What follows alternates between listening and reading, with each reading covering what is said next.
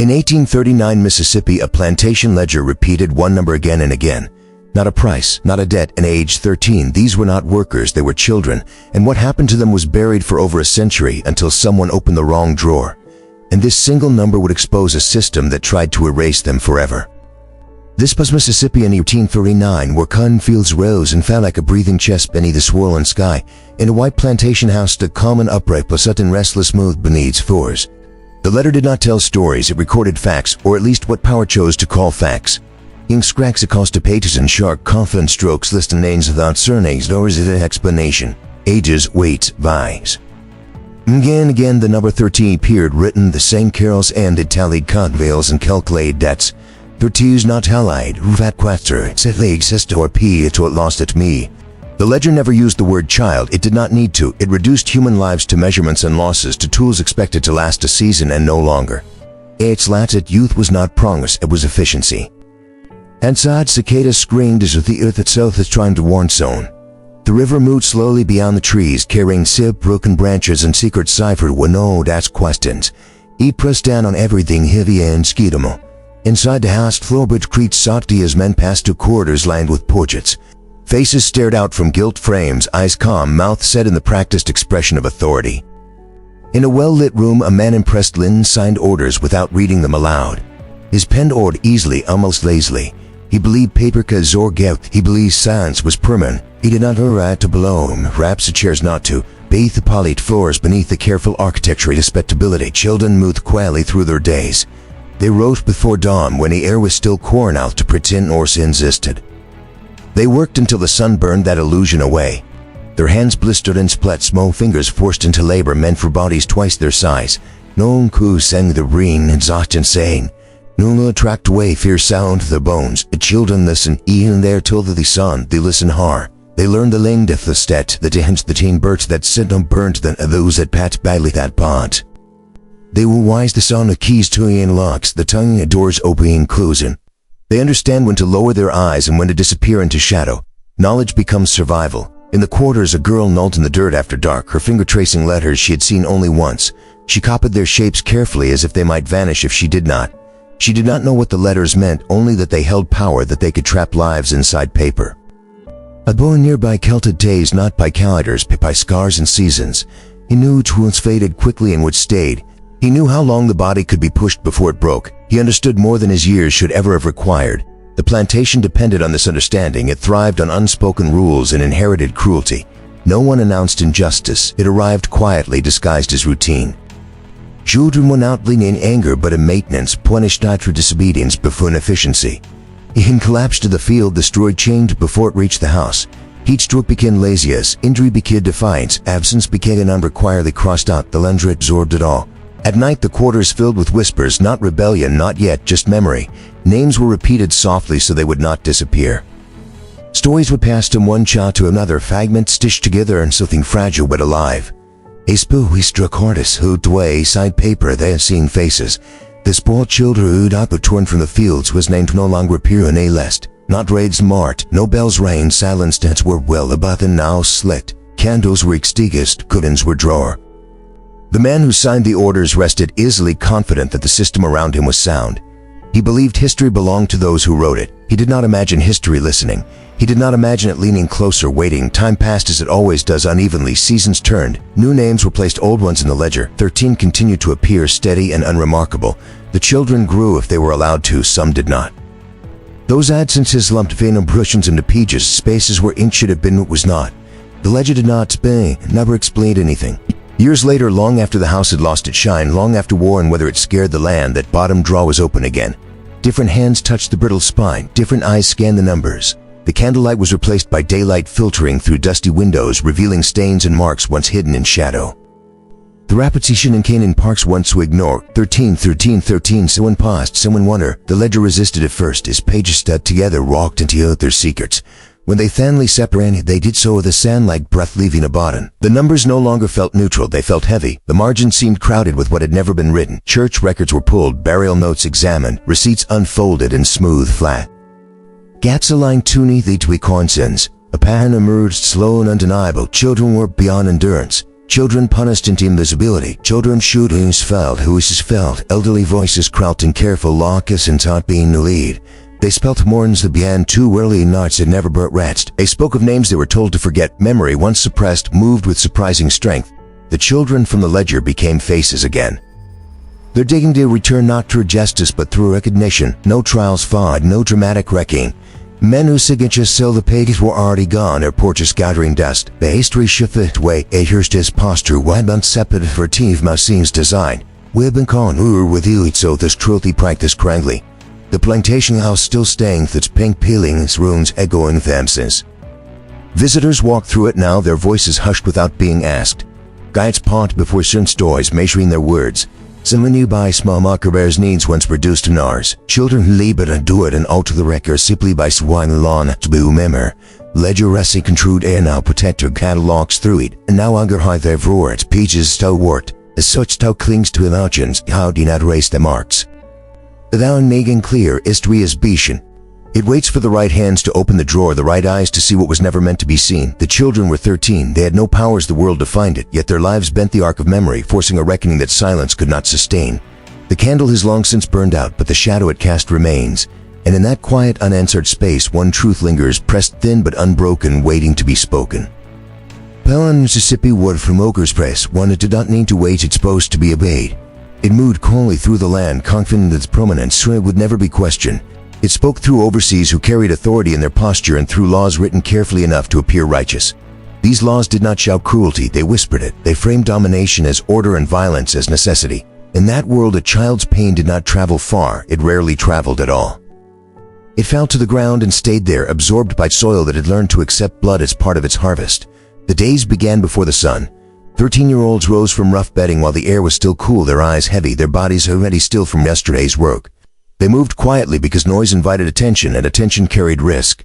The fields waited wide and endless, rows of cotton stretching toward the horizon with a demand that can never satisfy.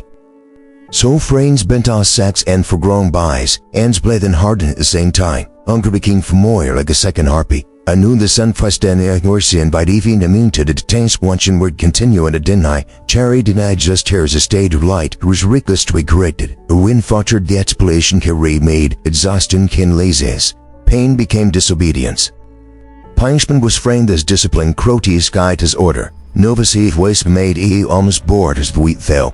There was no rage, no passion, as a frame par. Vines slew cunningly carried away posse. It took the children, sufferings non-accident, and bis system, bis moot vasto and distus overput. Breed collapsed in fields when Athenians by giddy out without ceremony. Those nearby felt fue saw as sudden stones emotion had been.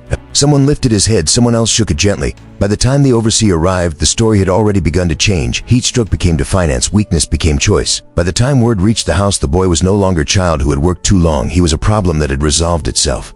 A girl vanished from roll call one morning. Her name was spoken once, then not again. No search followed.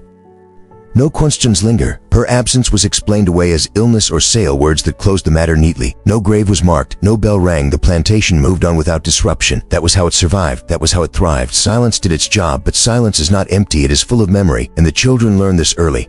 They learned that survival did not depend on speaking, but on watching, on remembering. They learned the patterns of cruelty the way others learned arithmetic.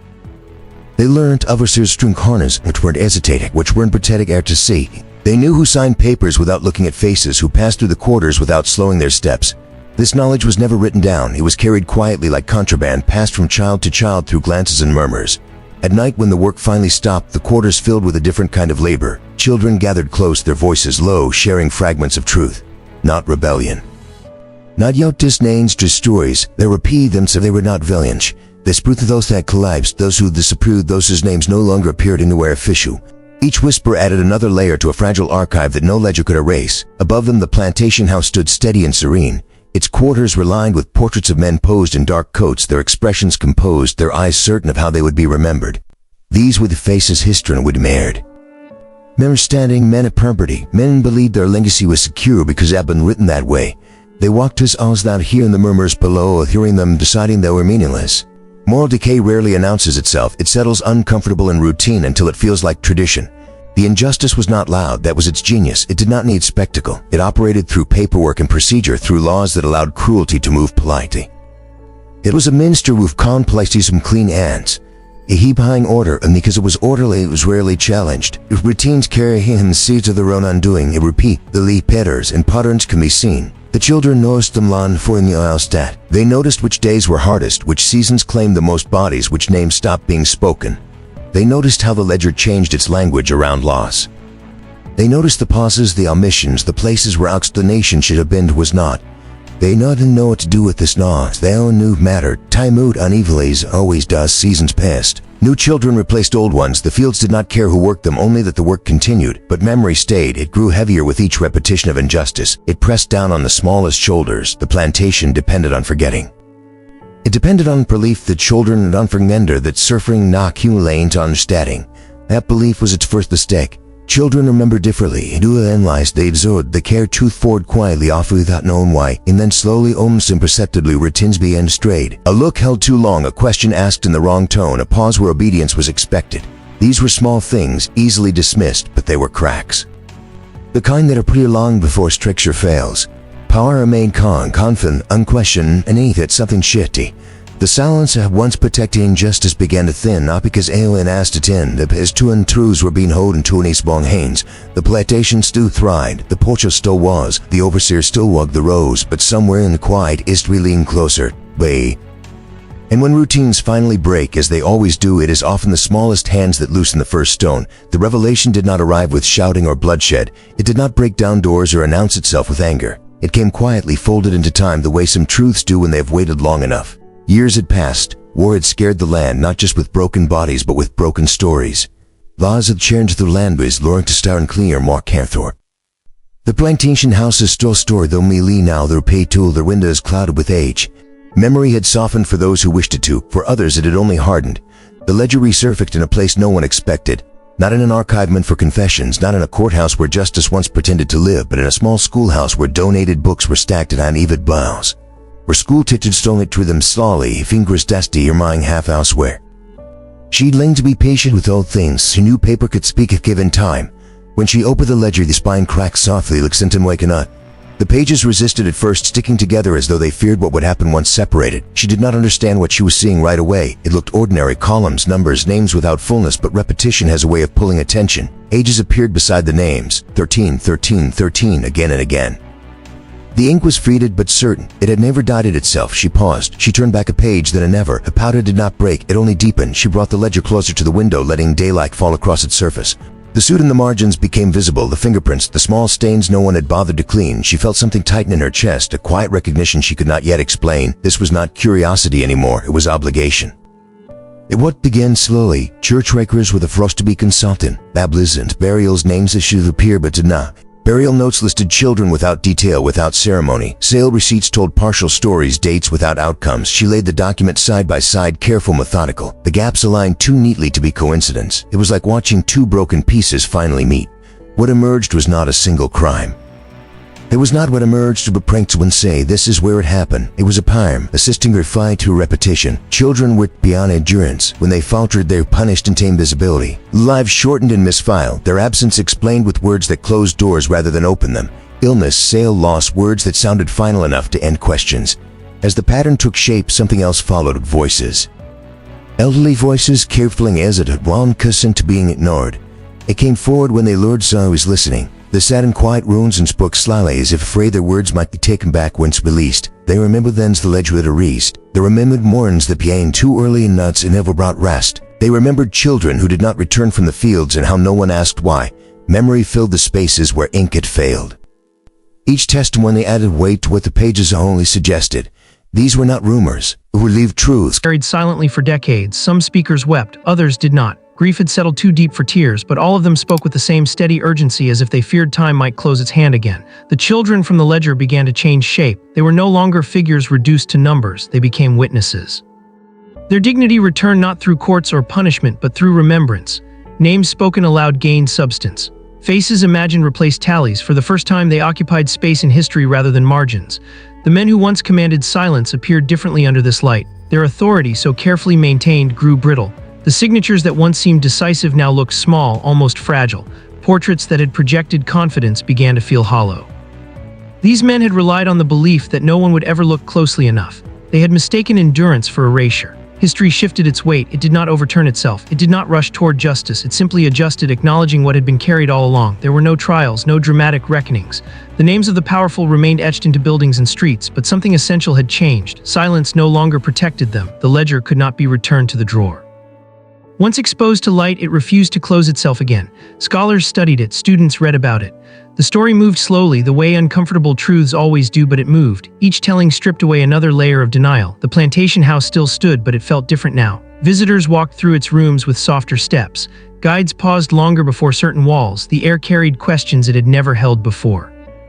Outside, the land remained wide and quiet, but the quiet no longer felt empty. It felt full of voices that had finally found room to exist. Truth does not need spectacle to be powerful. It does not require shouting. It only requires light. And once that light touches what was hidden, it changes the shape of everything around it. The revelation had come quietly, but its echo traveled far. Somewhere the ledger rested now in careful hands, its pages protected, its spine supported. The ink remained faded, the stains remained. Time had not erased them, it had preserved them. And in that preservation lived a question history could no longer avoid. How many lives had been folded into silence because no one chose to look sooner? The answer did not arrive, it lingered. And in that lingering silence, the past stood exposed, unable to retreat, waiting for whatever remembrance would come next. The plantation house still stands. Its white paint has thinned and peeled, curling away from the wood like old paper left too long in the sun. The columns remain upright, but they no longer look proud, they look tired. The windows reflect light unevenly now, catching the sky in broken fragments. When the wind moves through the trees, it carries a hollow sound through the rooms, as if the house itself is remembering how full it once was. Visitors arrive quietly. They lower their voices without being asked. Even footsteps seem to soften as they cross the threshold. Something in the air asks for restraint. Inside, the rooms echo, not loudly, gently, a sound that lingers just a moment longer than it should. Guides walk slowly, their words careful, measured. They pause before telling certain stories, not because they do not know them, but because they do. Some truths require space before they can be spoken. Portraits still line the walls, their frames dulled by time. Faces stare outward with the same calm confidence they once held, but now that confidence feels brittle. The eyes no longer command, they observe. Outside, beyond the house and the manicured path meant to guide attention away from the land itself, there is a small marker. It does not draw crowds, it does not announce its presence. It sits quietly where grass grows unevenly, where the earth seems reluctant to stay flat. Names are carved into its surface, names once lost, names once reduced to numbers. Children who labored, endured, and altered the record simply by surviving long enough to be remembered. There are no long descriptions, no explanations, just names and dates that stop too early. Mississippi did not change overnight, the fields did not empty, the scars did not fade quickly. The structures of power did not collapse when the truth surfaced. They rarely do, but something irreversible occurred all the same. The past adjusted its posture, it no longer leaned away from guilt. It faced it, not dramatically, not loudly, just enough to be seen. The truth moved slowly through the community, settling into conversations, classrooms, archives. Some resisted it, others welcomed it with relief they did not know how to name. There were those who said it was better left alone, that too much time had passed, that reopening old wounds served no purpose. But the wounds had never closed, they had only been covered, and covered wounds do not heal. They fester quietly, shaping everything around them. History, it turns out, is patient. It does not demand immediate recognition, it waits. It waits in drawers and boxes, in ledgers and letters, in memories passed down carefully, sometimes unconsciously. It waits for the right hands to open what was hidden, the right eyes to read what was never meant to be seen. The children did not know this as they worked beneath the sun, as they listened in silence, as they carried knowledge they could not yet use. But history was already listening. The house remembers them now, not directly, houses rarely do, but the silence has changed. It feels heavier, weighted with awareness. Rooms that once absorbed cruelty without complaint now seem unwilling to let it pass unnoticed. When visitors ask questions, guides answer honestly. When they pause, it is not to protect reputations, but to allow the weight of what is being said to settle. The children were 13. That number repeats itself in records and recollections, still unsettling in its consistency. 13 is an age meant for growth, for learning the shape of the world with curiosity rather than fear. Instead, it became an age of endurance, of adaptation, of early understanding. They had no power as the world defined it, no authority, no protection, no voice that carried beyond the quarters, yet their lives bent the arc of memory. They forced a reckoning that silence could not sustain. The reckoning did not arrive in the form many expected. There were no apologies carved into stone, no ceremonies meant to close the chapter neatly. Instead, there was acknowledgement, a willingness to name what had been unnamed, to say aloud what had been carefully avoided. It was not enough to undo what had been done, but it was enough to change how it was carried forward. Church bells ring the same for all now. Their sound moves across the land without discrimination. Victim and sinner alike are called by it. The bells do not explain, they do not accuse, they simply mark time, and that sound is a quiet justice, not loud, not triumphant, just enduring. It does not demand attention, it waits for those willing to hear it. Some visitors linger by the marker longer than expected. They read the names again and again as if repetition might make them fuller, as if saying them silently might restore something lost. Children visit on school trips, their questions tentative, their understanding still forming. They are told that history is not just what survives in textbooks, but what is recovered when someone chooses to look closer. The ledger rests in controlled air now, its pages supported, its spine reinforced. Scholars examine it with care, students learn from it. It no longer belongs to the man who once signed it without looking. It belongs to the record, to memory, to those who were denied both. The ink has not darkened with time, it has faded, but its meaning has sharpened. The plantation grounds are quieter these days, not empty, just reflective. Birds still move through the trees, wind still crosses the fields, life continues as it always has, but there is a difference now. A sense that the land has been asked a question and can no longer pretend it was never spoken. Truth does not fix everything, it does not erase pain or restore lost years, but it changes the shape of silence. It turns it from a weapon into a space for remembrance. The children's lives did not end with the ledger. They moved forward through memory, through testimony, through the simple act of being named again. Some names only find peace when the truth is told.